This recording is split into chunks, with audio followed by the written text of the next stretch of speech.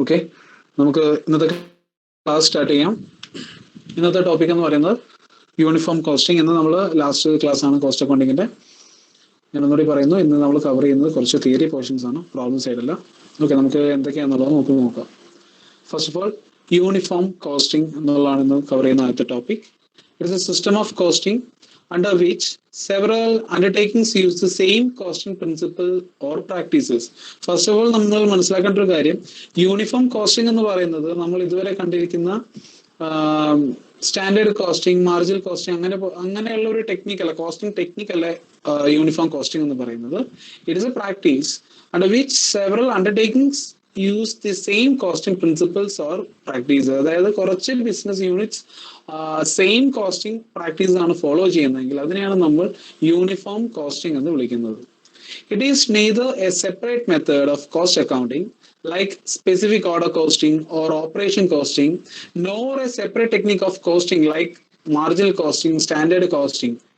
So ഈ പറയുന്ന പോലത്തെ കോസ്റ്റിംഗ് ടെക്നിക്കുകളൊന്നും അല്ല യൂണിഫോം കോസ്റ്റിംഗ് എന്ന് പറയുന്നത്. It's only A particular system of costing which takes the help of both methods and techniques of costing. ഈ നമ്മൾ ഇതുവരെ കണ്ടിട്ടുള്ള കോസ്റ്റിംഗ് ടെക്നിക്കുകളെല്ലാം യൂസ് ചെയ്തുകൊണ്ട് ഒരു ഗ്രൂപ്പ് ഓഫ് അണ്ടർടേക്കിങ്സ് ഒരേപോലെ തന്നെ കോസ്റ്റ് അക്കൗണ്ടിങ് പ്രാക്ടീസസ് അഡോപ്റ്റ് ചെയ്യുന്നുണ്ടെങ്കിൽ അതിനെ ആ ഒരു സിസ്റ്റത്തിനെയാണ് നമ്മളിവിടെ യൂണിഫോം കോസ്റ്റിംഗ് എന്ന് വിളിക്കുന്നത്.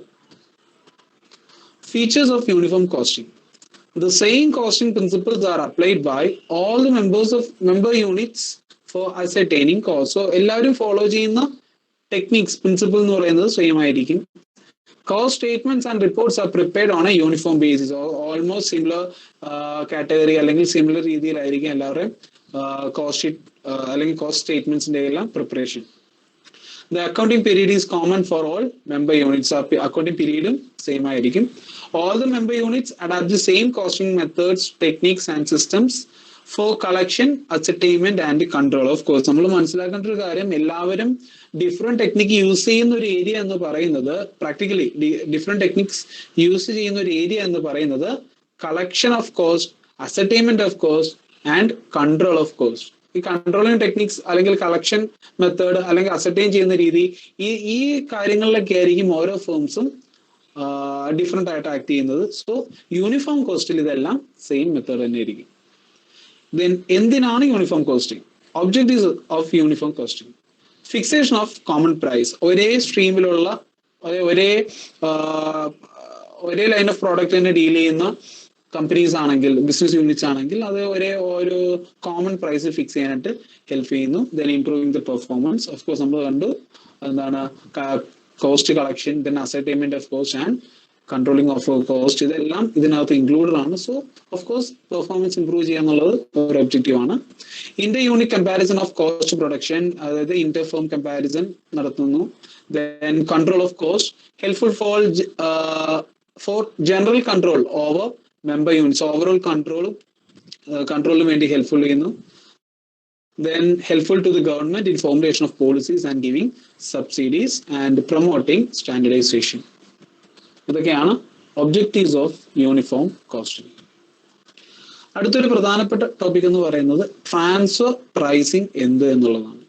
It is a setting of the price for goods and services sold between control or related legal entities within an enterprise. ഒരു ഫേമിന്റെ അകത്ത് തന്നെ ഡിഫറെന്റ് എൻറ്റിറ്റീസ് വരുവാണെങ്കിൽ, ദാറ്റ് മീൻസ് നമ്മൾ പറഞ്ഞിട്ടുള്ള പോലെ തന്നെ ഈ ഹോൾഡിംഗ് കമ്പനി, സബ്സിഡറി കമ്പനി, അങ്ങനെയുള്ള കാര്യങ്ങൾ ഒരു എക്സാമ്പിളോട് പറയുന്നുണ്ട്. For example, if a subsidiary company sells goods to a parent company, the cost of those goods paid by the parent to the subsidiary is the transfer price. അറിയാം, നമ്മള് ഇപ്പൊ branch accounting, consignment, അങ്ങനെയുള്ള കാര്യങ്ങളിലൊക്കെ നമ്മൾ കേട്ടിട്ടുള്ള ഒരു word ഉണ്ട്, എന്താണ് sale of product at invoice price. ആ ഒരു കാര്യം നമ്മൾ എപ്പോഴും കേട്ടിട്ടുള്ള ഒരു കാര്യമാണ്. സോ അതേപോലെ തന്നെയാണ് ഞാനിവിടെ എക്സ്പ്ലെയിൻ ചെയ്യുന്നത്. ഈ ഒരു എക്സാമ്പിൾ തന്നെ നമുക്ക് വെച്ച് നോക്കാം. അതായത് സബ്സിഡറി കമ്പനി അവരുടെ പാരന്റ് കമ്പനിക്ക്, ഹോൾഡിംഗ് കമ്പനിയെ കുട്ടിക്കും അവരുടെ പാരന്റ് കമ്പനിക്ക് ഒരു കുറച്ച് ഗുഡ്സ് സെല് ചെയ്യുകയാണ്. So of course goods sell ചെയ്യുന്ന സമയത്ത് എന്തായാലും ഗുഡ്സിന്റെ ഒറിജിനൽ കോസ്റ്റിനോടൊപ്പം ഒരു പ്രോഫിറ്റ് കൂടി അവർ ആഡ് ചെയ്തിട്ടായിരിക്കും സെല് ചെയ്യുന്നത്. ഓക്കെ, അങ്ങനെ ആ പ്രോഫിറ്റ്, ആ ഒരു ലോഡഡ് പ്രൈസിനെയാണ് നമ്മൾ വിളിക്കുന്നത് ട്രാൻസ്ഫർ പ്രൈസ്. ഓക്കെ, ആ ട്രാൻസ്ഫർ പ്രൈസ് ഉദ്ദേശിക്കുന്നത് ഇവിടെ ബൈ ചെയ്യുന്ന കമ്പനി ഏത് റേറ്റിലാണോ അത് ബൈ ചെയ്യുന്നത് അതാണ് ട്രാൻസ്ഫർ പ്രൈസ് എന്ന് പറയുന്നത്. ഓക്കെ, ഈ ട്രാൻസ്ഫർ പ്രൈസ് മെത്തേഡ് നമ്മൾ നേരത്തെ പറഞ്ഞു, ഇപ്പൊ ഈ പറഞ്ഞ പോലെ തന്നെ, അതായത് ഒരു കമ്പനി മറ്റൊരു കമ്പനിക്ക് ഇങ്ങനെ ഗുഡ്സ് ട്രാൻസ്ഫർ ചെയ്യുമ്പോൾ ഓഫ് കോഴ്സ് അതിലൊരു പ്രോഫിറ്റ് എലമെന്റ് ആഡ് ചെയ്തിട്ടുണ്ടായിരിക്കും. ഓക്കെ, ആ പ്രോഫിറ്റ് എലമെന്റ് ആഡ് ചെയ്യാനായിട്ട് ഒരുപാട് ടെക്നിക്സ് നമ്മൾ ഫോളോ ചെയ്യുന്നുണ്ട്. അതിലൊരു പ്രധാനപ്പെട്ട ടെക്നിക്കാണ് നമ്മളിവിടെ ഡിസ്കസ് ചെയ്യുന്നത്. നമ്മുടെ സിലബസ് പ്രകാരം ഇത് പഠിക്കാനുള്ളതാണ് കോസ്റ്റ് പ്ലസ് മെത്തേഡ്. വളരെ സിമ്പിൾ ആയിട്ടുള്ള ടെക്നിക്ക് തന്നെയാണ്, എല്ലാവർക്കും അറിയാവുന്നതുമാണ്. The cost plus method compares gross profit to the cost of sale. So cost plus മെത്തേഡിൽ നമ്മൾ ആ ഒരു പ്രോഫിറ്റ് കാൽക്കുലേറ്റ് ചെയ്യുന്നത് എങ്ങനെയാണെന്നുള്ളത് നമുക്ക് നോക്കാം. ഫേമിന്റെ ഗ്രോസ് പ്രോഫിറ്റും കോസ്റ്റ് ഓഫ് സെയിൽസും തമ്മിലുള്ള കമ്പാരിസൺ ആണ് അവർ ഈ ഒരു മെത്തേഡിൽ അവർ നടത്തുന്നത്. അതിന്റെ സ്റ്റെപ്പ് ബൈ സ്റ്റെപ്പ് ആയിട്ട് നമുക്ക് നോക്കാം. ഈ ഒരു മെത്തേഡാണ് അഡോപ്റ്റ് ചെയ്യുന്നതെങ്കിൽ the first step is to determine the cost incurred by the supplier. First of all നമുക്ക് അത് അറിയേണ്ടത് കോസ്റ്റ് എത്രയാണെന്നുള്ളതാണ്. ഓക്കെ, ആ ഏത് പ്രോഡക്റ്റ് ആണോ ട്രാൻസ്ഫർ ചെയ്യുന്നത്, പാരന്റ് കമ്പനിക്കോ സബ്സിഡറി കമ്പനിക്കോ ഏത് പ്രോഡക്റ്റ് ആണോ ട്രാൻസ്ഫർ ചെയ്യുന്നത് ആ പ്രോഡക്റ്റിന്റെ കോസ്റ്റ് ഐഡന്റിഫൈ ചെയ്യാം. Then second step, an appropriate markup has to be added to this cost to make an appropriate profit in light of the functions performed. ഇനി നമ്മൾ ചെയ്യേണ്ടത് already identify ചെയ്തിട്ടുള്ള, ഇതൊക്കെ നോർമൽ സിറ്റുവേഷനുള്ള കാര്യം തന്നെയാണ്, ഓൾറെഡി ഐഡന്റിഫൈ ചെയ്തിട്ടുള്ള കോസ്റ്റിനോടൊപ്പം ഒരു മാർക്കപ്പ്, ദാറ്റ് മീൻസ് ഒരു പ്രോഫിറ്റ് എലമെന്റ് ആഡ് ചെയ്യുക. ഓക്കെ, ആ പ്രോഫിറ്റ് എലമെന്റ് ആഡ് ചെയ്യുമ്പോഴേക്കും നമുക്ക് മനസ്സിലാവണം, അതായത് ആ പ്രോഫിറ്റ് കവർ ചെയ്യേണ്ട കുറച്ച് കാര്യങ്ങളൊക്കെ ഉണ്ട്, ഇന്ന കാര്യങ്ങളൊക്കെ കവർ ചെയ്യുന്ന, അതെല്ലാം കൺസിഡർ ചെയ്തുകൊണ്ട് വേണം ആ പ്രോഫിറ്റ് എലമെന്റ് ഫിക്സ് ചെയ്യാൻ. ഓക്കെ, അങ്ങനെ ഒരു പ്രോഫിറ്റ് എലമെന്റ് ആഡ് ചെയ്യുക എന്നുള്ളതാണ് സെക്കൻഡ് സ്റ്റെപ്പ് എന്ന് പറയുന്നത് ഈ cost plus method. And third one, after adding this, that means ആ ഒരു പ്രോഫിറ്റ് എലമെന്റ് ആഡ് ചെയ്തതിനു ശേഷം markup to this cost a price can be fixed. അറിയാം, selling price is equal to cost plus profit എന്നുള്ള ആ ഒരു equation തന്നെയാണ് ഇവിടെയും പറയുന്നത്. ഓക്കെ, ഇങ്ങനെ കോസ്റ്റ് പ്രോഫിറ്റ് കൂടെ ആഡ് ചെയ്തിട്ടാണ് നമ്മൾ എല്ലായ്പ്പോഴും നോർമൽ സിറ്റുവേഷൻസിൽ സെല്ലിംഗ് പ്രൈസ് ഫിക്സ് ചെയ്യുന്നത്. ഇനി നമ്മൾ പ്രധാനപ്പെട്ട രണ്ടൊരു കാര്യങ്ങളാണ് പറയുന്നത്. New product pricing strategy. പുതിയൊരു പ്രോഡക്റ്റ് നമ്മൾ മാർക്കറ്റിലേക്ക് ഫ്ലോട്ട് ചെയ്യുമ്പോൾ എങ്ങനെയൊക്കെ നമുക്ക്, അല്ലെങ്കിൽ ഏത് സ്ട്രാറ്റജി നമുക്ക് പ്രൈസ് ഫിക്സേഷനിൽ ഏത് സ്ട്രാറ്റജി നമുക്ക് അഡോപ്റ്റ് ചെയ്യാന്നുള്ളതാണ്. പ്രധാനമായും ഇതിൽ കാണുന്നത് രണ്ട് ടെക്നിക്കാണുള്ളത്. First one skimming price policy, second one penetration price policy. ഇത് ഏതൊക്കെയാണെന്നുള്ളത് നമുക്ക് നോക്കാം. Skimming pricing and penetration pricing. A pricing policy that sets a very high price for a new product is called skimming price policy. A pricing policy that sets the initial price for a new product very low. ഇതിൽ വളരെ simple ആയിട്ട് പറയുകയാണെങ്കിൽ initial price, അത് നമുക്കൊരു example സഹിതം പറഞ്ഞാൽ നിങ്ങൾ എല്ലാവർക്കും ഇതിന്റെ രണ്ടിനും നല്ലൊരു എക്സാമ്പിൾ ഞാൻ പറയാം. ഒന്ന്, സ്കിമ്മിങ് പ്രൈസിങ്ങിന് ഏറ്റവും നല്ലൊരു എക്സാമ്പിൾ എന്ന് പറയുന്നത് ആപ്പിൾ ഫോൺസ് നോക്കിയാൽ മതി, അല്ലെങ്കിൽ ആപ്പിൾ പ്രോഡക്ട്സ് നോക്കിയാൽ മതി. ആപ്പിൾ എന്ന് പറയുന്ന ബ്രാൻഡ് എപ്പോഴും അഡോപ്റ്റ് ചെയ്യുന്ന ടെക്നിക്ക് എന്ന് പറയുന്നത് സ്കിമ്മിങ് പ്രൈസ് പോളിസിയാണ്. ബിക്കോസ് അവർ പുതിയൊരു പ്രോഡക്റ്റ് മാർക്കറ്റിലേക്ക് ലോഞ്ച് ചെയ്യുമ്പോൾ, ആപ്പിൾ ഫോൺ ആയിക്കോട്ടെ, ഐപാഡ് ആയിക്കോട്ടെ, അല്ലെങ്കിൽ വേറെ എന്തെങ്കിലും ആയിക്കോട്ടെ, സോ ആപ്പിൾ ബ്രാൻഡിന്റെ പേരിൽ ഒരു പുതിയ പ്രോഡക്റ്റ് മാർക്കറ്റിലേക്ക് ലോഞ്ച് ചെയ്യുമ്പോഴേക്കും അവർ ചാർജ് ചെയ്യുന്നത് എപ്പോഴും ഹൈ പ്രൈസ് ആയിരിക്കും. അത് എന്തിന്റെ, അതുകൊണ്ടുള്ള പോസിറ്റീവ് സൈഡൊക്കെ എന്താന്നുള്ളത് നമ്മൾ ഇനി കാണും. ഓക്കെ, സോ അവരെപ്പോ അതിന്റെ ഒരു എക്സാമ്പിൾ മനസ്സിലാൻ വേണ്ടി പറയുന്നത് അവരെപ്പോഴും ചാർജ് ചെയ്യുന്നത് ഹൈ പ്രൈസ് ആയിരിക്കും. എന്നിട്ട് അത്യാവശ്യം നല്ല രീതിയിൽ കുറച്ച് സെയിലും കാര്യങ്ങളൊക്കെ ആയതിനു ശേഷം അവർക്ക് വേണ്ട ആവശ്യമായ ഒരു പ്രോഫിറ്റ്, ഹൈ പ്രൈസ് ചാർജ് ചെയ്യുന്ന വഴി നല്ലൊരു പ്രോഫിറ്റ് ആദ്യത്തെ കുറച്ച് സെയിൽസിലൂടെ തന്നെ അവർ കവർ ചെയ്യുന്നു. അവരുടെ ഓവറോൾ വേണ്ട ഒരു മിനിമം കോസ്റ്റുകളെല്ലാം അവർ കവർ ചെയ്യുന്നു. ഓക്കെ, ഇതാണ് സ്കിമ്മിങ് പ്രൈസിങ് സ്ട്രാറ്റജിയുടെ ഒരു ഏറ്റവും വലിയൊരു അഡ്വാൻറ്റേജ് എന്ന് പറയുന്നത്. ഇതിന് ശേഷം ആ ഹൈ പ്രൈസിൽ നിന്നും പ്രോഡക്റ്റിന്റെ പ്രൈസ് നെക്സ്റ്റ് ലെവലിലേക്ക് റെഡ്യൂസ് ചെയ്ത് കൊണ്ടുവരുന്നു. ഇതാണ് സ്കിമ്മിങ് പ്രൈസിങ് പോളിസിയിൽ ചെയ്യുന്ന ഒരു കാര്യം. ഓക്കെ, ഇങ്ങനെ ചെയ്യുന്നതുകൊണ്ടുള്ള പ്രധാനപ്പെട്ട ഒരു അഡ്വാൻറ്റേജ് എന്ന് പറഞ്ഞു കഴിഞ്ഞാൽ ആദ്യം തന്നെ ഫോക്കസ് ചെയ്യുന്നത് ഒരു ഹൈ ക്ലാസ് കൺസ്യൂമേഴ്സിനെ ആയിരിക്കും അവർ ഫോക്കസ് ചെയ്യുന്നത്. ഹൈ ക്ലാസ് കൺസ്യൂമേഴ്സിനെ അത്യാവശ്യം സാറ്റിസ്ഫൈ ചെയ്തതിന് ശേഷം പ്രൈസ് ഒരു കുറച്ചുകൂടി റെഡ്യൂസ് ചെയ്തുകൊണ്ട് ഒരു മിഡിൽ ക്ലാസ് കൺസ്യൂമേഴ്സിനെ, ഒരു മിഡിൽ ഇൻകം കൺസ്യൂമേഴ്സിനെ അവര് ടാർഗറ്റ് ചെയ്യുന്നു. അതിനുശേഷം മാത്രമേ ഈ ഒരു പോളിസി ഈ ഒരു സ്ട്രാറ്റജി ഫോളോ ചെയ്യുന്നത് കൂടുതലും അത്യാവശ്യം നല്ല റെപ്യൂട്ടഡ് ബ്രാൻഡ്സ് ആയിരിക്കും ഇത് ഫോളോ ചെയ്യുന്നത്. പിന്നെ ഇത്തരം ബ്രാൻഡുകൾ എപ്പോഴും മനസ്സിലാക്കേണ്ട കാര്യം, ഇത്തരം ബ്രാൻഡുകൾ ഒരു പരിധിക്കപ്പുറം തന്നെ പ്രൈസ് റെഡ്യൂസ് ചെയ്യില്ല. അത് ആപ്പിളിന്റെ ഫോൺസ് യൂസ് ചെയ്യുന്നുണ്ടെങ്കിൽ ആപ്പിളിന്റെ പ്രൈസ് എങ്ങനെ പഴയ പ്രോഡക്റ്റിന്റെയും പുതിയ പ്രോഡക്റ്റിന്റെയും പ്രൈസ് ഒക്കെ ഒന്ന് മനസ്സിലാക്കുവാണെങ്കിൽ നമുക്കത് ശരിക്കും മനസ്സിലാവും. ഒരു കാരണവശാലും ഇവരൊരു പരിധിക്കപ്പുറം, അതായത് ലോ ഇൻകം കൺസ്യൂമേഴ്സിന് എല്ലാവർക്കും ഈ പ്രോഡക്റ്റ് കിട്ടണം എന്ന ഒരു ആറ്റിറ്റ്യൂഡ് ഇത്തരം കമ്പനീസ് ഫോളോ ചെയ്യില്ല. ഓക്കെ, ഇതാണ് skimming pricing policy. Next one, penetration pricing, setting a low initial price to encourage higher distribution and exposure. ഇവിടെ പറയുന്ന രീതി എന്ന് പറഞ്ഞു കഴിഞ്ഞാൽ ഒരു പ്രോഡക്റ്റ്, അതായത് അത്ര വലിയ ബ്രാൻഡ് ഒന്നും അല്ല, ഓക്കെ, അതായത് ഒരു മിനിമം ക്വാളിറ്റി അല്ലെങ്കിൽ ആവറേജ് ക്വാളിറ്റി ഉള്ള പ്രോഡക്റ്റ് ഒക്കെ ആണെങ്കിൽ അത്യാവശ്യം നല്ല രീതിയിൽ മാർക്കറ്റ് ക്യാച്ച് ചെയ്യാൻ വേണ്ടിയാണ് ഇവര് ഇങ്ങനത്തെ ഒരു മെത്തേഡ് ഇവർ അഡോപ്റ്റ് ചെയ്യുന്നത്. That means penetration pricing policy. ഏറ്റവും ലോ പ്രൈസിലായിരിക്കും പ്രോഡക്റ്റ് ലോഞ്ച് ചെയ്യുന്നത്. അത്യാവശ്യം നല്ല കസ്റ്റമേഴ്സിനൊക്കെ ആയതിനു ശേഷം മാത്രം നല്ല രീതിയിൽ മാർക്കറ്റ് അച്ചീവ് ചെയ്തു, നല്ല രീതിയിലുള്ള മാർക്കറ്റിൽ നല്ലൊരു ഷെയർ അവർ ഹോൾഡ് ചെയ്തതിനു ശേഷം മാത്രമായിരിക്കും ഇവർ ചെറുതായിട്ട് പ്രൈസ് ഇൻക്രീസ് ചെയ്ത് വരുന്നത്. ഓക്കെ, സോ ഇതാണ് penetration pricing policy. What is price skimming? അതിന്റെ ഒരു ജസ്റ്റ് ഗ്രാഫാണ് പറയുന്നത്. Price skimming involve setting high prices when a product first enters the market to skim profit from those willing to pay more before gradually lowering the price to reach the remaining markets. അപ്പോൾ ആദ്യം മനസ്സിലാക്കുക, high class കൺസ്യൂമേഴ്സിനെ, high income ഗ്രൂപ്പ്സിനെ ആയിരിക്കും ഇവർ കൂടുതലും target ചെയ്യുന്നത്. ഇത് എല്ലാവർക്കും ഒന്നും അഡാപ്റ്റ് ചെയ്യാൻ പറ്റില്ല എന്നുള്ള കാര്യം മനസ്സിലാക്കുക. ഓക്കെ, ആ ഒരു ഗ്രാഫ് നോക്കിയാൽ മനസ്സിലാവും. പ്രൈസ് ഏറ്റവും ടോപ്പിലായിരിക്കും അവർ സ്റ്റാർട്ട് ചെയ്യുന്നത്, ദെൻ അവരത് റെഡ്യൂസ് ചെയ്ത് കൊണ്ടുവരും. സ്കിമ്മിംഗ് പ്രൈസിംഗ് പോളിസിയുടെ പ്രോസ് ആൻഡ് കോൺസ് നമുക്ക് നോക്കാം. Firms can increase profit and enable more research. Okay, high profit ആയിരിക്കും ഇവർക്ക് നിന്ന് കിട്ടാൻ സാധ്യതയുള്ളത്. Then consumers who wait can benefit from lower price. ഇതൊരു കൺസ്യൂമേഴ്സിന്റെ പോയിന്റ് ഓഫ് വ്യൂ നിന്ന് പറയുന്ന ഒരു പോയിന്റ് ആണ്. Because consumers of course apple brand ഇഷ്ടപ്പെടാൻ ആഗ്രഹിക്കുന്ന ഒരു മിഡിൽ ഇൻകം ഗ്രൂപ്പ് ആണെങ്കിൽ, ഒരു മിഡിൽ ക്ലാസ് കൺസ്യൂമർ ആണെങ്കിൽ ഓഫ്കോഴ്സ് ആ കൺസ്യൂമറിന് മുന്നിൽ വരുന്ന ഒരു ഓപ്പർച്യൂണിറ്റി എന്ന് പറയുന്നത് ഈ പ്രോഡക്റ്റ് ലോഞ്ച് ചെയ്തതിന് ശേഷം കുറച്ച് നാൾ കഴിയുമ്പോഴേക്ക് എന്തായാലും ഈ പ്രോഡക്റ്റിന്റെ പ്രൈസ് റെഡ്യൂസ് ചെയ്യും, ദെൻ നമുക്കത് വാങ്ങാം എന്നുള്ളൊരു ആറ്റിറ്റ്യൂഡ് അത് ക്രിയേറ്റ് ചെയ്യാനായിട്ട് ഈ ഒരു പ്രൈസിങ്, ഈ ഒരു പോളിസി, ഈ ഒരു സ്ട്രാറ്റജി ഹെൽപ്ഫുൾ ആണ്. Then high price can help recoup investment cost of new product. അതാണ് ഞാൻ പറഞ്ഞത്, ഓൾറെഡി ഇത്രയും ഹൈ പ്രൈസ് ആയിട്ട് ചാർജ് ചെയ്യുമ്പോഴേക്കും, ഹൈ പ്രൈസ്ഡ് ആയിട്ട് പ്രോഡക്റ്റ് ലോഞ്ച് ചെയ്യുമ്പോഴേക്കും ഇതിലൂടെ കവർ ചെയ്യുന്ന ആ ഒരു കോസ്റ്റ് ഓഫ് ഇൻവെസ്റ്റ്മെന്റ് ഇനിഷ്യലി തന്നെ അവർ കവർ ചെയ്യുന്നു.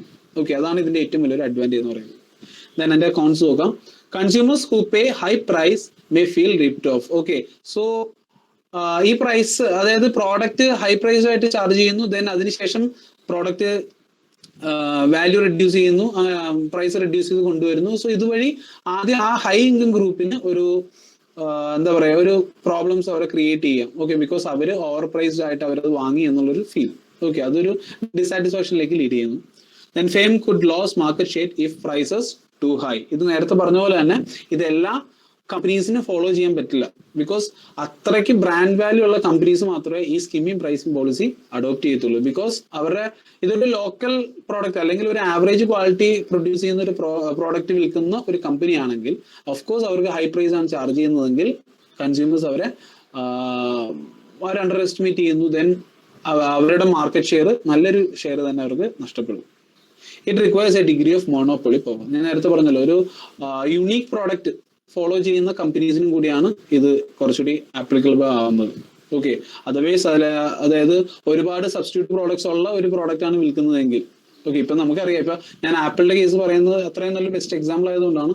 ആപ്പിളിന്റെ കേസ് തന്നെ നോക്കുക, അവരുടെ സ്വന്തമായിട്ടുള്ള ഒരു സോഫ്റ്റ്വെയർ, iOS സോഫ്റ്റ്വെയർ, ഓക്കെ, അതെല്ലാം അവരുടെ മാത്രമുള്ള ഫീച്ചേഴ്സാണ്. അതിനുമായിട്ട് അത് മറ്റൊരു ലോക്കൽ ആൻഡ്രോയിഡ് ഫോണുമായിട്ട് ഒരു കാരണവശാലും നമുക്ക് കമ്പയർ ചെയ്യാൻ പറ്റില്ല. ബിക്കോസ് അവർക്ക് അവരുടേതായ ഒരു യുണീക്നെസ് അവർ കീപ്പ് ചെയ്യുന്നുണ്ട്. ഓക്കെ, അതാണ് ഇതിന്റെ ഏറ്റവും വലിയൊരു ഡ്രോബാക്ക് എന്ന് പറയുന്ന ഒരു കാര്യം. ഇനി നമുക്ക് പെനട്രേഷൻ പ്രൈസിംഗിലേക്ക് വരാം. ഞാൻ നേരത്തെ പറഞ്ഞു, പെനട്രേഷൻ പ്രൈസിംഗ് എന്ന് പറയുന്നത് ഇനിഷ്യലി അവർ ലോ പ്രൈസ് ചാർജ് ചെയ്യുന്നു, പിന്നെ പയ്യെ പ്രൈസ് ഇൻക്രീസ് ചെയ്ത് കൊണ്ടുവരുന്നു. അതിന്റെ പ്രോസ് ആൻഡ് കോൺസ് നോക്കാം. Setting low prices can be a marketing tool raising brand awareness. Okay, അതൊരു ബ്രാൻഡ് അവയർനെസ്സിന് വേണ്ടി ലീഡ് ചെയ്യുന്ന ഒരു കാര്യമാണ്. A quick way to gain market share and enter competitive industry. ഞാൻ പറഞ്ഞല്ലോ, ആദ്യം തന്നെ മാക്സിമം അത്യാവശ്യം പ്രോഡക്റ്റിനൊരു നല്ല ക്വാളിറ്റിയും കൂടിയുള്ള ഒരു പ്രോഡക്റ്റിനാണ് ലോ പ്രൈസിൽ കൊടുക്കുന്നതെങ്കിൽ ഓഫ് കോഴ്സ് നല്ല ഒരു മാർക്കറ്റ് ഷെയർ അവർക്ക് ഗെയിൻ ചെയ്യാൻ സാധിക്കുന്നതായിരിക്കും. It enables a firm to benefit from economics of scale. Okay, ഇതിൽ മനസ്സിലാക്കേണ്ട ഒരു കാര്യം, ലാർജ് പ്രൊഡക്ഷൻ നടത്തിയാൽ മാത്രമേ ഇത് പോസിബിൾ ആകത്തുള്ളൂ. അതൊരു പോസിറ്റീവ് സൈഡാണ് പറയുന്നത് കേട്ടോ. സോ അതിൻ്റെതായ ഒരു അഡ്വാൻറ്റേജും കൂടി ഒരു ലാർജ് സ്കെയിൽ ആയിട്ടുള്ള ലാർജ് സ്കെയിൽ ആക്ടിവിറ്റീസിന്റെ ഒരു ബെനിഫിറ്റും കൂടി ഇവിടെ കമ്പനീസിന് കിട്ടുന്നുണ്ട്. Over time prices can increase and the firm become more profitable. ഇങ്ങനെ അത്യാവശ്യം മാർക്കറ്റ് ഷെയർ ഉള്ള, അത്യാവശ്യം എല്ലാവരെയും കൺസ്യൂമേഴ്സിനെ സാറ്റിസ്ഫൈ ചെയ്യുന്ന ഒരു പ്രോഡക്റ്റ് പിന്നീട് പ്രൈസ് ഇൻക്രീസ് ചെയ്ത് കൊണ്ടുവന്നാലും ഒരു പരിധിവരെ അവർക്ക് പ്രോഫിറ്റ് ഗെയിൻ ചെയ്യാം എന്നുള്ളതാണ് അവർ പറയുന്ന മറ്റൊരു അഡ്വാൻറ്റേജ്. ഇനി നമുക്ക് അതിന്റെ ഡിസഡ്വാൻറ്റേജ് നോക്കാം. It might involve selling at a loss for first few months. Okay, ശരിയായിരിക്കാം. ഒരു പക്ഷേ ഇത് പ്രാക്ടിക്കൽ സൈഡിലേക്കല്ല പറയുന്നത്, എങ്കിലും പറയുവാണ്, ഇവർക്കറിയാം ഇവരുടെ പ്രോഡക്റ്റ് നാളെ നല്ല രീതിയിൽ നല്ല റീച്ചിൽ എത്തും, മാക്സിമം കസ്റ്റമേഴ്സ് വാങ്ങും എന്നുള്ളൊരു അത്രയ്ക്ക് ഒരു ഷുവർ ഉള്ള ഒരു പ്രോഡക്റ്റ് ആണെങ്കിൽ ഒരു പക്ഷേ ചില കമ്പനീസ് ലോസിലാണെങ്കിൽ കൂടിയും ആദ്യത്തെ കുറച്ച് മാസം ലോസിൽ പ്രോഡക്റ്റ് സെല് ചെയ്യാനായിട്ട് ചിലപ്പോൾ ഫോഴ്സ്ഫുള്ളി തയ്യാറായിരിക്കും. Okay, it is risky if consumers have brand loyalty. Okay, ഇവിടെ പറയുന്ന ഏറ്റവും കാര്യം എന്ന് പറഞ്ഞാൽ ഒരു ബ്രാൻഡ് ലോയൽറ്റി ഒക്കെ ഉള്ള ഒരു കൺസ്യൂമേഴ്സ് ആണെങ്കിൽ അവർ ഒരിക്കലും എത്ര ലോ പ്രൈസ് എന്ന് പറഞ്ഞാലും അവർ അവരുടേതായ ബ്രാൻഡിലേക്ക് തന്നെ അവർ ഫോക്കസ് ചെയ്യത്തുള്ളൂ. ഓക്കെ, അതായത് നേരത്തെ പറഞ്ഞ പോലെ തന്നെ ആപ്പിൾ ഫോൺസ് വാങ്ങുന്ന ഒരാൾ, ഇതിന് ഞാൻ നമ്മൾ ഈ പെനട്രേഷൻ പ്രൈസിംഗ് പോളിസിയിൽ ഏറ്റവും നല്ലൊരു എക്സാമ്പിൾ പറയാം. എല്ലാവർക്കും അറിയാമെന്ന് അറിയില്ലെങ്കിലും നമ്മൾ കേട്ടിട്ടുണ്ടാകും, വളരെ കുറച്ച് കാലങ്ങൾക്ക് മുമ്പ്, ഇപ്പോഴും ആക്റ്റീവ് അല്ല, കാലങ്ങൾക്ക് മുമ്പ് ഒരു ബ്രാൻഡ് ഉണ്ടായിരുന്നു, കാർബൺ മൊബൈൽസ് എന്ന് പറഞ്ഞൊരു ബ്രാൻഡ്. ഓക്കെ, അതേപോലെ തന്നെ മൈക്രോമാക്സ് ഒക്കെ ആ ഒരു വന്ന ടൈമിൽ, അവര് മൊബൈലിലൂടെയാണ് വരുന്നത്, വന്ന ടൈമിൽ മൈക്രോമാക്സും കാർബൺ മൊബൈൽസും അവരുടെ ഏറ്റവും വലിയ പ്രത്യേകത എന്ന് പറയുന്നത് ചീപ്പ് പ്രൈസ് ആയിരുന്നു. അതായത് വളരെ ലോ പ്രൈസ്ഡ് ആയിട്ടാണ് അവരുടെ പ്രോഡക്റ്റ് അവർ സെല് ചെയ്തുകൊണ്ടിരുന്നത്. പക്ഷെ പിന്നീട് അവർ നിൽക്കാതെ പോയത് അവരുടെ ക്വാളിറ്റിയുടെ പ്രശ്നം കൊണ്ട് മാത്രമാണ്. ഓക്കെ, ആ സമയത്ത് അവർ ഇറങ്ങിയ സമയത്ത്, അത് മൈക്രോമാക്സും കാർബൺ മൊബൈൽസും ഇറങ്ങിയ സമയത്ത് നല്ല രീതിയിൽ ഒരുപാട് കസ്റ്റമേഴ്സ് ആ പ്രോഡക്റ്റ് വാങ്ങിയിരുന്നു. പക്ഷെ ക്വാളിറ്റി പ്രോബ്ലം കൊണ്ടാണ് അവർ നിൽക്കാതെ പോയത്. അത്യാവശ്യം നല്ലൊരു മാർക്കറ്റ് ഷെയർ ഗെയിൻ ചെയ്ത രണ്ട് കമ്പനീസ് കൂടി ആയിരുന്നു കാർബണും മൈക്രോമാക്സും. ഓക്കെ, ദെൻ മൈക്രോമാക്സ് ഇപ്പോൾ കുറച്ചൊരു ഡൈവേഴ്സിഫിക്കേഷൻ ഒക്കെ വരുത്തി മറ്റു പ്രോഡക്റ്റുകളിലൊക്കെ ഫോക്കസ് ചെയ്യാൻ തുടങ്ങി. ഓക്കെ, സോ അപ്പോൾ ഞാൻ പറഞ്ഞൊരു കാര്യം എന്ന് പറഞ്ഞാൽ ഇവിടെ ബ്രാൻഡ് ലോയാലിറ്റി, ഫോർ എക്സാമ്പിൾ അതിന്റെ ഒരു കാര്യം പറയുകയാണെങ്കിൽ, ആപ്പിൾ ഫോൺസ് അത്രയ്ക്ക് ഇഷ്ടമുള്ള അല്ലെങ്കിൽ അത്ര ഒരു പെർട്ടിക്കുലർ ബ്രാൻഡിനോട് താല്പര്യമുള്ള ഒരു കൺസ്യൂമർ ഒരു കാരണവശാൽ എത്ര പ്രൈസ് കുറവായിട്ടാണ് വിൽക്കുന്നതെന്ന് പറഞ്ഞാൽ കൂടിയും അവരൊരിക്കലും ഇത് വാങ്ങില്ല. Okay, a firm needs to gear up with high output straight from the start. ഇതിൽ പറയുന്ന ഒരു കാര്യം, ഒരു ബിഗിനിങ് സ്റ്റേജിൽ വരുന്ന, അതായത് ഒരു സ്റ്റാർട്ടിംഗ് കമ്പനി ആണെങ്കിൽ, സ്റ്റാർട്ടിംഗ് ബിസിനസ് ഫോം ആണെന്നുണ്ടെങ്കിൽ അവർക്ക് ഇനീഷ്യലി ആ ബിസിനസിന്റെ ലൈഫിൽ ഇനീഷ്യൽ പീരീഡിൽ തന്നെ ഒരു നേരത്തെ പറഞ്ഞ ലാർജ് സ്കെയിൽ പ്രൊഡക്ഷൻ നടത്തുക എന്ന് പറയുന്ന ഒരു പക്ഷേ ബുദ്ധിമുട്ടുള്ള ഒരു കാര്യമായിരിക്കും. It might start a price war with existing firms cutting price to discourage entry. Okay, ഇത് നമ്മൾ പ്രാക്ടിക്കൽ സൈഡിലേക്ക് പറയുമ്പോഴേക്കും വരുന്നൊരു ബുദ്ധിമുട്ടാണ് പറയുന്നത്. കാര്യം ശരിയാണ്, ഓൾമോസ്റ്റ് നല്ലൊരു മാർക്കറ്റ് ഷെയർ കിട്ടിയതിന് ശേഷം പ്രൈസ് പയ്യെ ഇൻക്രീസ് ചെയ്യാം എന്നുള്ളതാണ് ഇതിന്റെ പിന്നിലുള്ള ഐഡിയ എങ്കിലും പ്രാക്ടിക്കലി അവിടെ ഒരു പ്രൈസ് വാർ വരും. സോ ഒരു പരിധിക്കപ്പുറം ഒന്നും നമുക്ക് സെക്കൻഡ് സ്റ്റേജിൽ ഈ പെനട്രേഷൻ പ്രൈസിംഗ് പോളിസിയിൽ സെക്കൻഡ് സ്റ്റേജിൽ പ്രൈസ് കൂട്ടാൻ സാധിക്കുകയില്ല. ഓക്കെ, ഇത്രയും കാര്യങ്ങളാണ് അത് നമ്മൾ പറയുന്നത്. ഇനി നമ്മൾ കവർ ചെയ്യുന്ന മറ്റൊരു തിയറി പോർഷൻ എന്ന് പറയുന്നത് കോസ്റ്റ് വോളിയം പ്രോഫിറ്റ് അനാലിസിസ്. ഇന്നലെ നമ്മൾ കണ്ട ഒരു കാര്യമാണ്. ഓക്കെ, മാർജിനൽ കോസ്റ്റിംഗ് കണ്ടതാണ് കോസ്റ്റ് വോളിയം പ്രോഫിറ്റ്. നമ്മൾ ഇന്നലത്തെ ക്ലാസ്സിൽ നമ്മൾ കണ്ടാണ് കോൺട്രിബ്യൂഷൻ, അതുമായിട്ട് ബന്ധപ്പെട്ട കുറച്ച് കാര്യങ്ങളൊക്കെ ഡിസ്കസ് ചെയ്യാം. സോ അതുമായിട്ട് ബന്ധപ്പെട്ട ഒരു അനാലിസിസ്, ചെറിയൊരു തിയറി മാത്രമേ ഉള്ളൂ. Managerial accounting technique which studies the effect of sales volume and product cost on operating profit of business. Okay, അപ്പൊ നമ്മൾ ഇവിടെ പഠിക്കുന്ന പ്രധാന കാര്യം എന്ന് പറയുന്നത് ഓപ്പറേറ്റിംഗ് പ്രോഫിറ്റിനെ അഫക്ട് ചെയ്യുന്നത് എങ്ങനെയാന്നുള്ളതാണ് ഇവിടെ നമ്മൾ പ്രധാനമായിട്ടും കാണുന്നത്.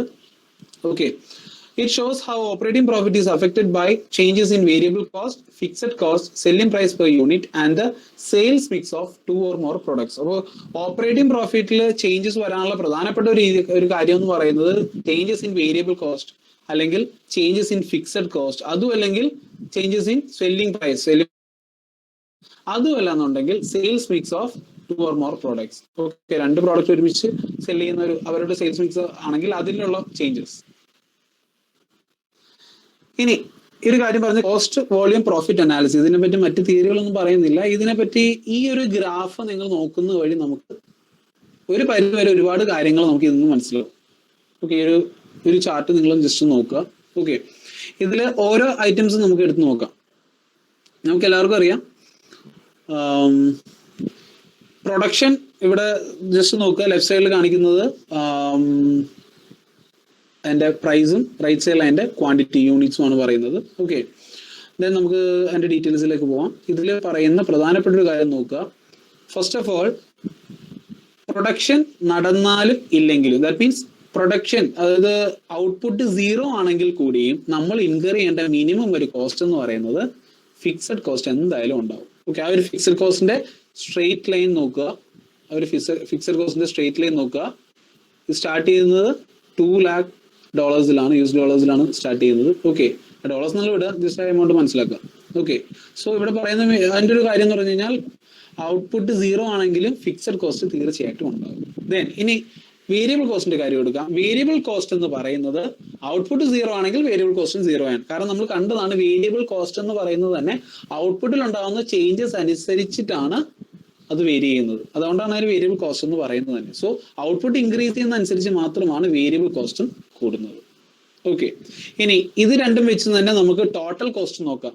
അപ്പോൾ മനസ്സിലാക്കുക, ഔട്ട്പുട്ട് 0 ആണ് എന്നൊരു സിറ്റുവേഷൻ ആണെങ്കിൽ, ഔട്ട്പുട്ട് 0 ആണെങ്കിൽ ടോട്ടൽ കോസ്റ്റ് എന്ന് പറയുന്നത് it's equal to fixed cost. That means നമ്മൾ നേരത്തെ കണ്ടു 0 ആണെങ്കിൽ ഫിക്സഡ് കോസ്റ്റ് അവിടെ ഉണ്ടാവും. ഓക്കെ, അല്ലാത്ത സിറ്റുവേഷൻസ് എല്ലാം ടോട്ടൽ കോസ്റ്റ് എന്ന് പറയുന്നത് fixed cost plus variable cost എന്നുള്ളതാണ് equation. Total cost is equal to variable cost plus fixed cost. Okay, നമ്മൾ ഇതിങ്ങനെ കണ്ടു. ഓക്കെ, ഇനി നമ്മൾ അടുത്ത് പറയുന്ന ഒരു കാര്യം എന്ന് പറയുന്നത് ഔട്ട്പുട്ട് ഇൻക്രീസ് ചെയ്യുന്നത് വഴി, ഓക്കെ, ഔട്ട്പുട്ട് ഇൻക്രീസ് ചെയ്യുന്നത് വഴി നമ്മളിവിടെ മനസ്സിലാക്കേണ്ട ഒരു കാര്യം, ഫസ്റ്റ് ഓഫ് ഓൾ കമ്പനിയുടെ ഓവറോൾ ടോട്ടൽ കോസ്റ്റ് എല്ലാം കവർ ചെയ്ത് ഓക്കെ, ആ കോസ്റ്റ് എല്ലാം കവർ ചെയ്തതിന് ശേഷം ഒരു പോയിന്റ് നമ്മൾ റീച്ച് ചെയ്യും. ആ പോയിന്റ് ആണ് ബ്രേക്ക് ഇവൻ പോയിന്റ് എന്ന് പറഞ്ഞ് വിളിക്കുന്നത്. ഓക്കെ, ഇതാണ് ആ പോയിന്റ് എന്ന് പറയുന്നത്. ഓക്കെ, ആ ഒരു സെന്റർ പോയിന്റ്. സോ അതായത് ആ 1 lakh യൂണിറ്റ്സിൽ എത്തി നിൽക്കുന്ന ആ ഒരു പോയിന്റ്, ഈ ഒരു പോയിന്റ് ആണ് ബ്രേക്ക് ഈവൻ പോയിന്റ് എന്ന് പറഞ്ഞ് എത്തുന്നത്. ഇതാണ് നമ്മൾ ഇന്നലെ കണ്ട ഒരു ഏരിയ. അതായത് ബ്രേക്ക് ഈവൻ പോയിന്റ് എന്ന് പറഞ്ഞു കഴിഞ്ഞാൽ there is no profit and no loss. ലോസും ഇല്ല, പ്രോഫിറ്റും ഇല്ല. ഓക്കെ, ഏൺ ചെയ്യുന്നത് എത്രയാണോ ആ ഒരു total revenue is equal to total cost എന്നുള്ള സിറ്റുവേഷൻ. ഓക്കെ, ഈ ഒരു പോയിന്റിന് ശേഷം സംഭവിക്കുന്ന സെയിൽസിനെയാണ് നമ്മൾ എന്ത് പറഞ്ഞത്, ഇന്നലെ പറഞ്ഞത് മാർജിൻ ഓഫ് സേഫ്റ്റി എന്ന് പറഞ്ഞത്. Actual sales minus break even sales എന്ന് പറയുന്നത്. ഓക്കെ, സോ ഈ ഒരു പോയിന്റിലുള്ള സെയിൽസ് ആണ് ബ്രേക്ക് ഈവൻ സെയിൽസ്. ഇതിന് ശേഷം സംഭവിക്കുന്നതെല്ലാം എന്ന് പറയുന്നത് നമ്മളുടെ അഡീഷണൽ പ്രോഫിറ്റ് ആണ്. അതാണ് നമ്മളുടെ പിന്നീട് വരുന്നത്. ഇവിടെ ഈ പോയിന്റിന് ശേഷം എല്ലാം വരുന്നത് റവന്യൂസ് മാത്രമാണ്. പിന്നെ അവിടെ കോസ്റ്റ് കവർ ചെയ്യേണ്ട ആവശ്യമില്ല, കാരണം ഈ പോയിന്റിൽ വെച്ച് കോസ്റ്റ് കവർ ചെയ്യുന്ന റവന്യൂ എത്തി. ഇതിന് ശേഷം ഉള്ളതെല്ലാം ടോട്ടൽ റവന്യൂ. ഓക്കെ, അപ്പൊ ഇപ്പൊ ഇത്രയും കാര്യങ്ങൾ ഈ ഒരു ചൊറ്റ ചാർട്ടിൽ ഡിസ്കസ് ചെയ്യാൻ കാര്യം, കോസ്റ്റ് വോളിയം പ്രോഫിറ്റ് അനാലിസിസ് എന്ന് പറയുന്നത് ബിസിനസിന്റെ പ്രോഫിറ്റ് ഈ പറയുന്ന കാര്യങ്ങൾ കൊണ്ട്, ദാറ്റ് മീൻസ് വേരിയബിൾ കോസ്റ്റ് ആയിക്കോട്ടെ, ഫിക്സഡ് കോസ്റ്റ് ആയിക്കോട്ടെ, സെല്ലിംഗ് പ്രൈസ് ആയിക്കോട്ടെ, ദെൻ സെയിൽസ് ആയിക്കോട്ടെ, ഈ പറയുന്ന കാര്യങ്ങൾ ഉപയോഗിച്ച് ഓപ്പറേറ്റിംഗ് പ്രോഫിറ്റിൽ ഉണ്ടാകുന്ന ചേഞ്ചസിനെ പറ്റി പഠിക്കുന്ന ആ ഒരു പ്രോസസ്, അതാണ് ആ ഒരു അനാലിസിസ് പാർട്ടാണ് നമ്മളിവിടെ CVP അനാലിസിസ് എന്ന് പറയുന്നത്. ഓക്കെ, നമുക്ക് അടുത്ത ടോപ്പിക്കിലേക്ക് പോവാം. Project life cycle costing. ഇതും വളരെ സിമ്പിൾ ആയിട്ടുള്ള ടോപ്പിക് തന്നെയാണ്. നമുക്ക് എന്താണെന്നുള്ളത് നോക്കാം. The term project life cycle costing has been defined as following. It includes the cost associated with acquiring, using, caring for and disposing of physical asset, including studies, research, design, development, production, maintenance, replacement, and disposed, as well as support, training, and operating costs generated by the acquisition, use, maintenance, and replacement of permanent physical cost. Definition lengthy ആണെങ്കിൽ ഇതിനെ വളരെ short ആക്കി പറയാവുന്ന കാര്യമുള്ളൂ. ഒരു physical അസറ്റിന്റെ initial stage മുതൽ അത് acquire ചെയ്യുന്നത് മുതൽ, പ്രധാനമായിട്ട് ഈ കാര്യങ്ങൾ 3 ആയിട്ട് ഡിവൈഡ് ചെയ്യാം. Acquiring, maintenance and final one disposal. ഈ 3 കാര്യങ്ങൾ. ഓക്കെ, ഈ 3 കാര്യങ്ങൾക്കിടയിലൂടെ സംഭവിക്കുന്ന എല്ലാവിധ ആ ഒരു ഫിസിക്കൽ അസറ്റുമായിട്ട് ബന്ധപ്പെട്ട കോസ്റ്റ്, ഇതാണ് പ്രോജക്ട് ലൈഫ് സൈക്കിൾ കോസ്റ്റിംഗ് എന്ന് പറയുന്നത്. ഓക്കെ, ഈ ഒരു കോസ്റ്റ് ഈ കോസ്റ്റ് എല്ലാം ഐഡന്റിഫൈ ചെയ്യുന്നു, അത് റെഡ്യൂസ് ചെയ്യാൻ വേണ്ടി ശ്രമിക്കുന്നു. ഇതാണ് പ്രോജക്ട് ലൈഫ് സൈക്കിൾ കോസ്റ്റിംഗ് എന്ന് പറയുന്നത്. Categories of project life cycle cost. So ഈ ഒരു പ്രോജക്ട് ലൈഫ് സൈക്കിൾ കോസ്റ്റ് എന്ന് പറയുന്ന ഈ ഒരു ഏരിയയിൽ 3 കോസ്റ്റ് ആണ് നമ്മൾ പറയുന്നത്. ഞാൻ നേരത്തെ പറഞ്ഞല്ലോ 3 കാര്യങ്ങളേ ഇതിനകത്ത് മെയിൻ ആയിട്ട് മനസ്സിലാക്കാനായിട്ട്. ഒരു ഫിസിക്കൽ അസറ്റിന്റെ രീതിയിൽ ഒരു കൺസിഡർ ചെയ്യുവാണെങ്കിൽ, ഒരു കേസ് കൺസിഡർ ചെയ്യുവാണെങ്കിൽ നമുക്ക് നോക്കാം. ഇനീഷ്യൽ കോസ്റ്റ് ഉണ്ടാവും, ഓപ്പറേറ്റിംഗ് കോസ്റ്റ് ഉണ്ടാവും, ദെൻ ഡിസ്പോസൽ കോസ്റ്റും കാണും. ഏതൊക്കെയാണ് ആ 3 കോസ്റ്റുകൾ നമുക്ക് ഡിസ്കസ് ചെയ്യാം. First one, initial cost, the cost which incurred initially for a particular project. നമ്മൾ ആ അസറ്റ് അക്വയർ ചെയ്യാനുള്ള കോസ്റ്റ് അടക്കം എന്തൊക്കെ വരുന്ന കോസ്റ്റുകളാണ് ഇനീഷ്യൽ കോസ്റ്റ് എന്ന് പറയുന്നത്. It includes acquisition cost, installation cost, commission, obtaining space, then recruitment and training of operation staff and maintenance engineers. Hello? Hello? Hello sir, കേൾക്കാവോ? ഞങ്ങൾക്ക് PPT വിസിബിൾ അല്ല ആക്ച്വലി. എന്റെ ഇതിലേക്ക് അനാലിസിസ് ആണ് നിൽക്കുന്നത്. ഇപ്പൊ പറയുന്നത് PPT അവൈലബിൾ അല്ല. ആണോ? One second. എല്ലാവർക്കും ഇങ്ങനെയാണോ? ജസ്റ്റ് ഒന്ന് കമന്റ് ചെയ്യാവോ? അങ്ങനെയായിരുന്നോ എല്ലാവർക്കും?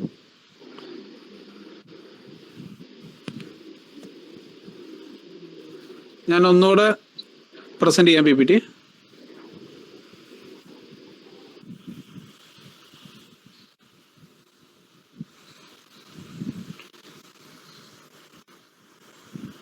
PPT ക്ലിയർ ആണോ? കാണാവോ എല്ലാവർക്കും?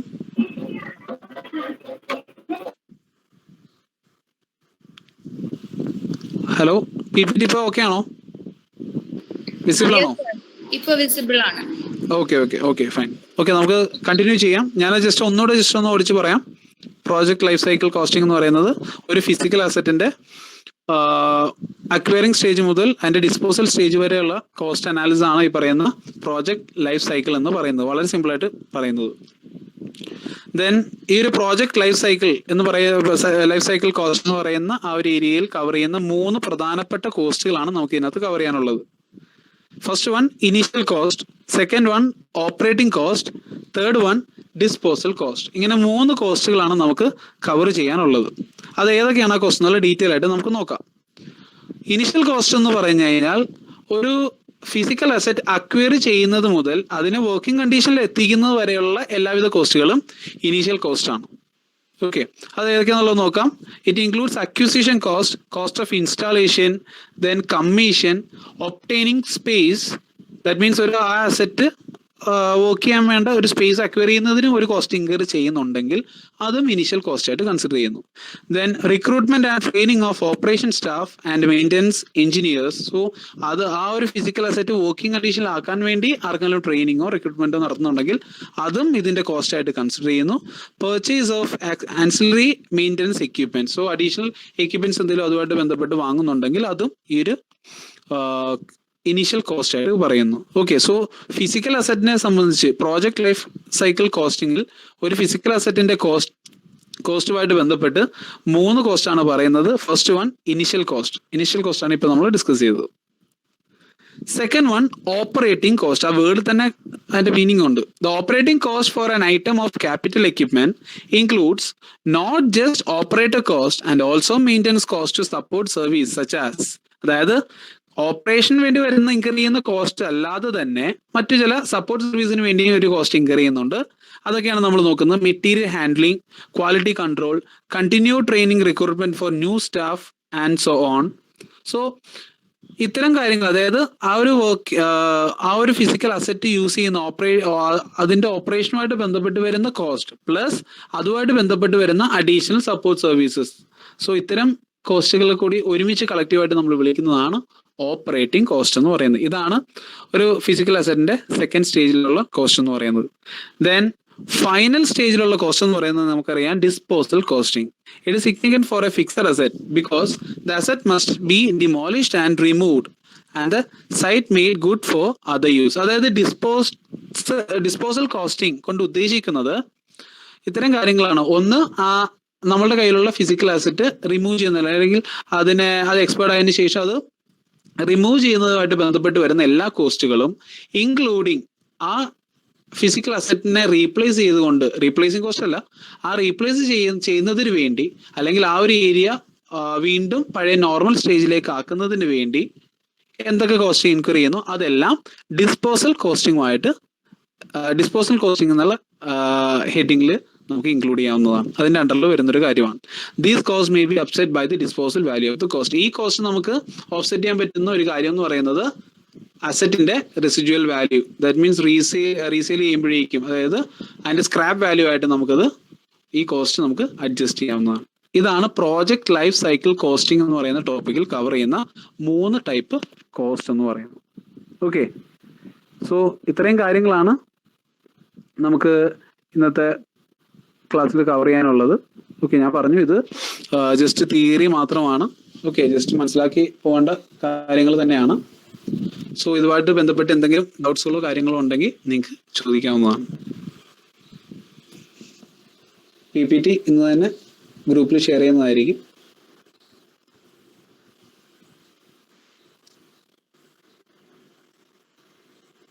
ഇന്നത്തെ ക്ലാസ് ക്ലിയർ ആണെങ്കിൽ നമുക്ക് ഇന്നത്തെ ക്ലാസ് വൈൻഡപ്പ് ചെയ്യാം. അതർവൈസ് എന്തെങ്കിലും ഡൗട്ടും കാര്യങ്ങളും ഉണ്ടെങ്കിൽ നിങ്ങൾക്ക് തീർച്ചയായിട്ടും ചോദിക്കാം. ഓക്കെ, ഫൈൻ, എല്ലാവർക്കും ക്ലിയർ ആണെന്ന് വിശ്വസിക്കുന്നു. So thank you so much. നമുക്ക് ഇന്നത്തെ ക്ലാസ് വൈൻഡപ്പ് ചെയ്യാം. Thank you guys.